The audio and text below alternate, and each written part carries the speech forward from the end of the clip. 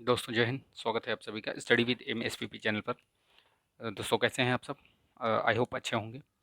दोस्तों सबसे पहली चीज़ बताना चाहूँगा कि ये वीकली करंट अफेयर्स है।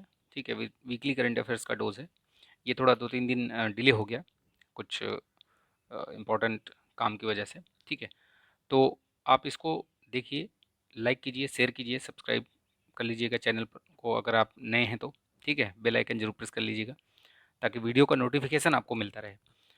देखिए, ये जो मैं वीडियो दे रहा हूँ ना, ये बहुत महत्वपूर्ण महत्वपूर्ण इसमें करंट अफेयर्स हैं, वन लाइनर टाइप के। ठीक है, आप इनको आगामी सभी परीक्षाओं में इनसे प्रश्न बनते हुए देख सकते हैं। जो भी दिए गए हैं इसमें सारे इम्पोर्टेंट हैं।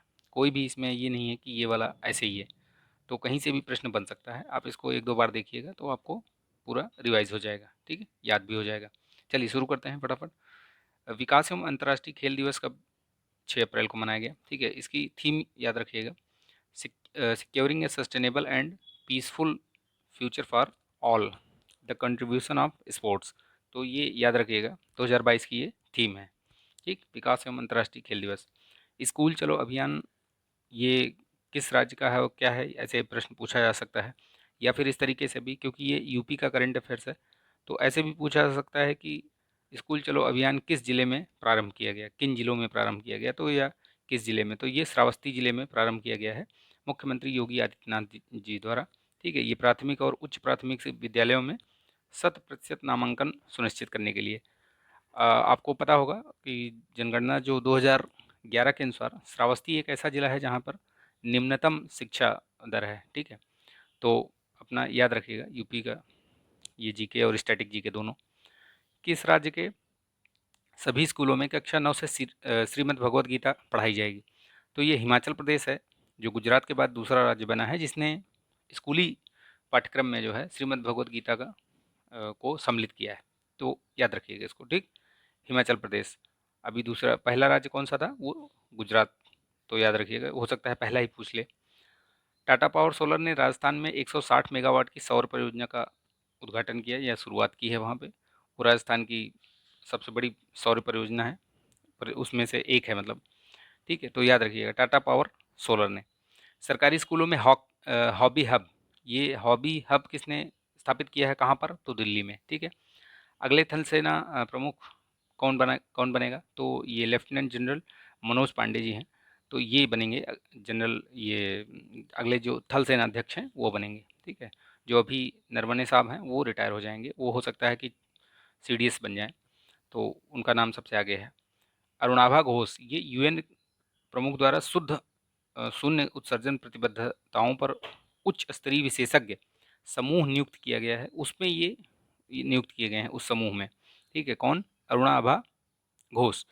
जो विदेशों में जो अंतर्राष्ट्रीय जो संगठन है या विदेशों में कहीं भी किसी भारतीय या भारतीय मूल का जो नागरिक है, उसकी अगर नियुक्ति होती है तो वो महत्वपूर्ण हो जाता है परीक्षा के दृष्टिकोण से, क्योंकि वो पूछा जाता है। आप पिछले परीक्षाओं का पैटर्न देखिए, 100% पूछा गया है। तो इस तरीके के प्रश्न को बहुत ध्यान से देखिएगा। ठीक है, पहला सी ऑटो स्टैंड आंध्र प्रदेश ने शुरुआत किया है।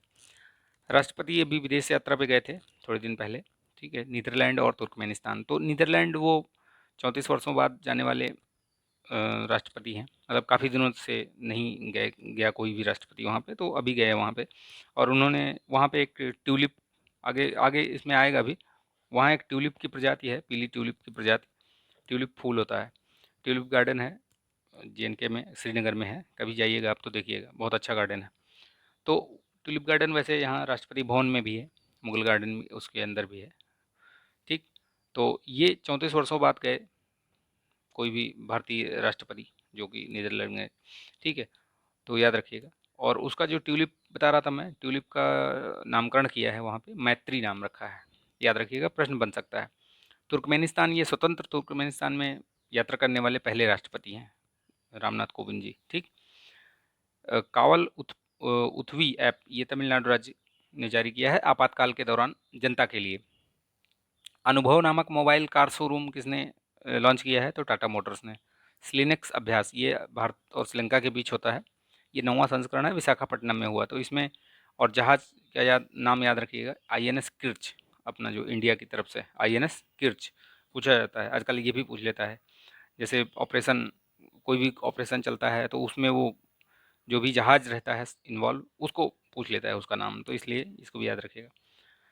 विश्व स्वास्थ्य दिवस 7 अप्रैल को, ठीक है, मनाया जाता है। विश्व स्वास्थ्य संगठन, ये हमारा ग्रह हमारा स्वास्थ्य, ये इस बार की थीम है, तो याद रखिएगा, आवर प्लेनेट आवर हेल्थ, बहुत इंपॉर्टेंट है, पूछा जाता है। ठीक है। राष्ट्रपति रामनाथ कोविंद ने नीदरलैंड की यात्रा पर एक पीले ट्यूलिप की मूल प्रजाति का नाम रखा, ये मैंने बताया ना अभी आपको, नाम रखा उसका। ठीक है, तो याद रखिएगा ये। अभी जो नीदरलैंड का ये राजनयिक संबंध है उससे, तो उसके भी 75 वर्ष पूरे हुए हैं, तो याद रखिएगा उसको भी। Hurun richest self made in the world 2022 में ये वुमेंस के उसमें बताया गया है। तो इसमें जो टॉप 3 हैं वो चाइना की हैं। ठीक है, एक वू यजुन करके हैं चाइना की, ये टॉप पे है, और फेन होंगे ये सेकंड नंबर पे हैं, तीसरी भी चाइना की ही है। देखिए इंडिया के परिप्रेक्ष्य में अगर बात करें तो फाल्गुनी नायर हैं जो कि 10वें स्थान पर हैं। ठीक है, राधा वेम्बू है 25वें स्थान पर, और किरण मजूमदार सौ ये कितने, ये 26वें स्थान पर हैं। तो याद रखिएगा, इनका नाम भी हो सकता है पूछ लिया जाए कि भैया भारत की कौन सी महिला हैं जो टॉप पर हैं, अपने किस स्थान पर हैं, या इस तरीके से। तो 10वां स्थान है और भारत में पहले स्थान पे। हुरून अरबपतियों की लिस्ट में 2022 में अभी मुकेश अंबानी फिर से मतलब 10वें नंबर पर आ गए हैं। ठीक, तो भारत में नंबर 1 पर हैं, एशिया इसमें भारत में। भारत ने संयुक्त राष्ट्र कोष, ये यूएनडेफ है, उसमें जो है 1.5 लाख अमेरिकी डॉलर जो है दान दिया है, योगदान दिया है उसमें। तो ये ऐसे कार्य करते रहते हैं भारत वाले, भारत देश के जो भी हैं, क्योंकि इससे यूएन यूएन का ये संस्थापक देशों में से एक रहा है भारतवर्ष। ठीक है, तो यूएन के साथ जो इसका संबंध है जो बहुत ही ऐतिहासिक है। केंद्रीय पर्यावरण मंत्री ने जागरूकता शुभंकर प्रकृति का, ये प्रकृति करके एक शुभंकर लॉन्च किया है। ठीक है, प्लास्टिक कचरा प्रबंधन सुनिश्चित करने के लिए। तो ये ऐसे पूछा जा सकता है कि प्रकृति क्या है, तो उसमें कुछ दे देगा शुभंकर ये वो, तो तीन चार ऑप्शन दे देंगे, उसमें आपको पहचानना होगा, तो याद रखिएगा शुभंकर ये कौन सा है, प्रकृति। पत्रकारिता के क्षेत्र में आरिफा जौहरी, पत्रकारिता के क्षेत्र में आरिफा जौहरी मुंबई की हैं, ये चमेली देवी जैन पुरस्कार इनको प्राप्त प्रदान किया गया है 2022 के लिए। चमेली देवी पुरस्कार किसको, आरिफा जौहरी को, याद रखिएगा। भारत शिक्षा शिखर सम्मेलन कहाँ पर आयोजित हुआ, या किसके द्वारा आयोजित किया गया, तो गूगल और इंडियन एक्सप्रेस द्वारा आयोजित किया गया भारत शिक्षा शिखर सम्मेलन 2022। 31वां बिहार सरस्वती सम्मान 2021 वाला, ये किसको दिया गया है 31वां सरस्वती सम्मान, ये कवि और साहित्यकार हैं प्रोफेसर रामदरस मिश्र। ठीक है, मैं तो यहाँ हूँ, इनकी एक कविता संग्रह है, उसके लिए इनको दिया गया है, मैं तो यहाँ हूँ। ठीक, 31वां सरस्वती सम्मान याद रखिएगा, रामदरस मिश्र। हिम प्रहरी योजना किसकी है, ये भूतपूर्व सैनिकों के लिए उत्तराखंड सरकार द्वारा मतलब ये चलाई गई है। आइडियाथॉन मंथन, ये सेबी द्वारा प्रतिभूति कारोबार में नवाचार के लिए। ठीक है, आइडियाथॉन ऐसे पूछा जा सकता है कि आइडियाथॉन तो सेबी, याद रखिएगा। भारत का कृषि निर्यात पहली बार $50 बिलियन, ठीक है, उसके पार गया है ये पिछली बार से मतलब 19.92% की वृद्धि हुई है। तो निर्यात में अच्छा प्रदर्शन किया है भारत ने। ठीक है, याद रखिएगा। यूएन ने रूस को मानवाधिकार परिषद से निलंबित कर दिया है। तो मानवाधिकार परिषद से जो है उसमें रूस को निकाल दिया गया है।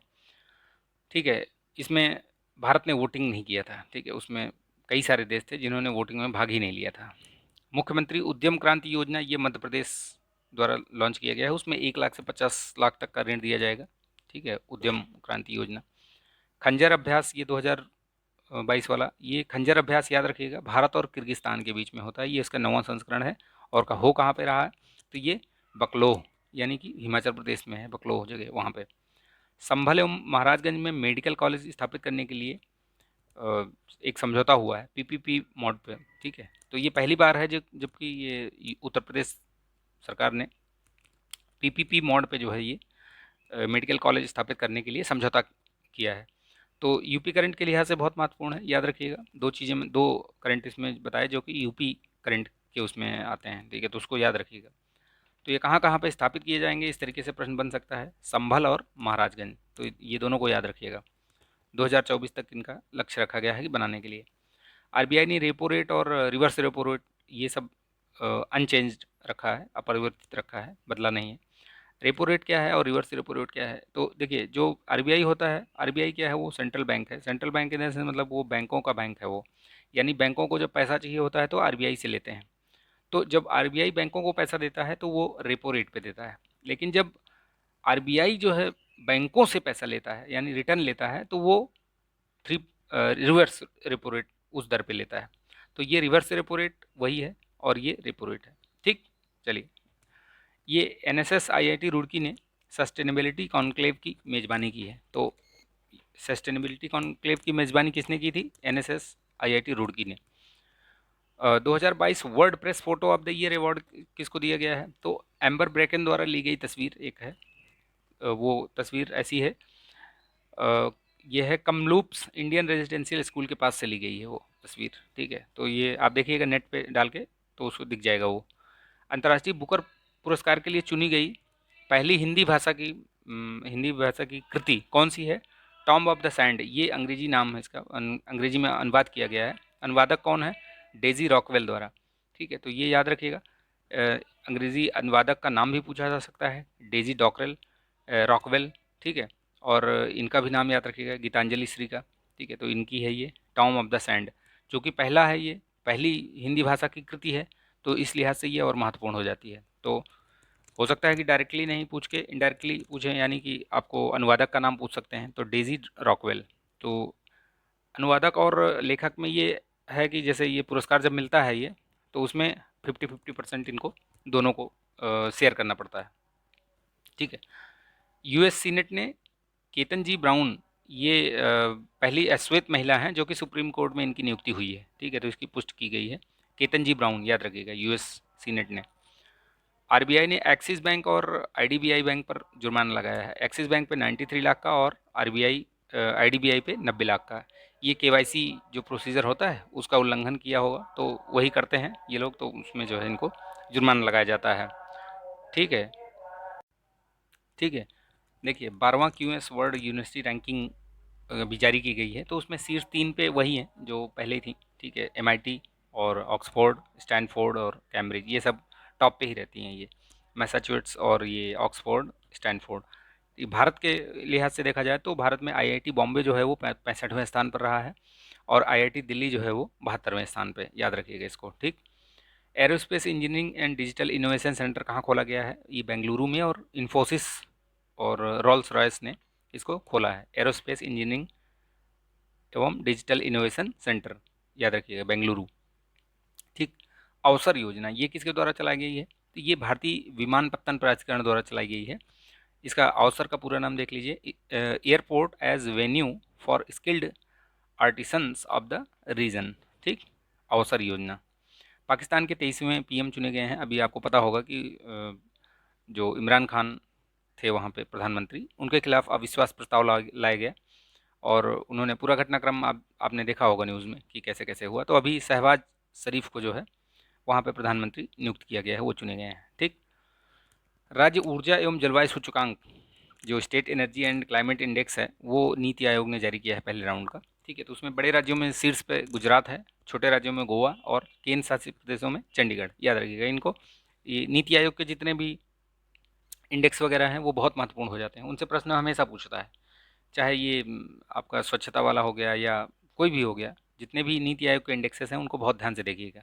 ठीक है, एक वीडियो में बनाऊंगा छोटा सा, जिसमें नीति आयोग के जितने भी इंडेक्सेस हैं पहले तो वो उनका नाम देंगे कि जो जारी करता है वो, और उससे रिलेटेड जो भी जानकारी होगी वो भी बता दी जाएगी आपको। ठीक, यूपीएससी के नए अध्यक्ष चुने गए हैं, कौन?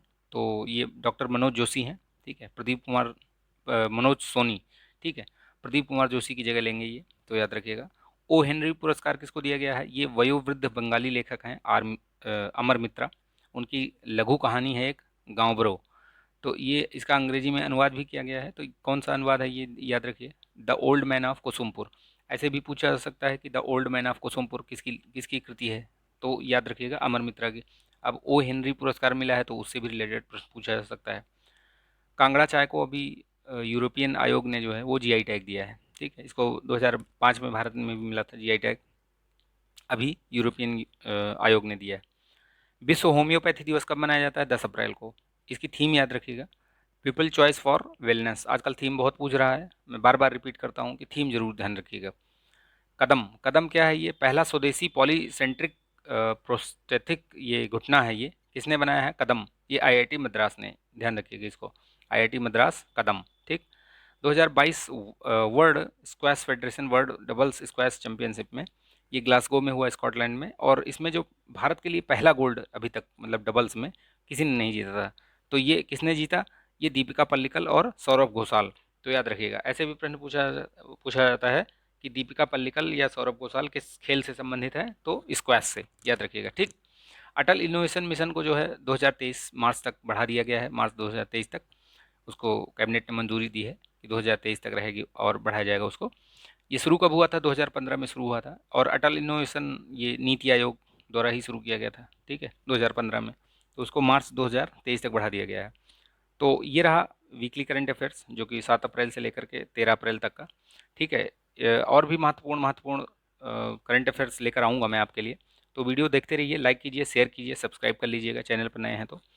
और ये एक दो बार इसको रिवाइज़ करिए, मतलब आप उसको गैप मत करिए। कुछ 2-4 दिन, 5 दिन, 10 दिन बाद उसको रिवाइज़ कर लीजिए। वीडियो देख लीजिए, फटाफट आपको रिवाइज़ हो जाएगा। ठीक है? तो चलिए मिलेंगे नेक्स्ट वीडियो में, तब तक के लिए अपना ध्यान रखिए, स्वस्थ रहिए, मस्त रहिए, बिंदास रहिए। जय हिंद।